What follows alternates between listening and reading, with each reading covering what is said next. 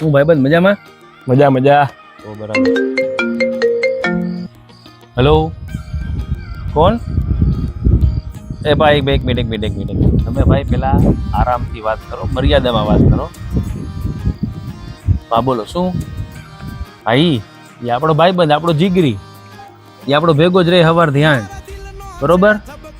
બીજું બોલો. ના ભાઈ જો સાંભળો, ફોનમાં ધમકી તમે બંધ કરો. જી વાત કરવી હોય આવો મોરે મોરો સામે. હવે પણ ઈ તો કયો, તમે બોલો છો કોણ?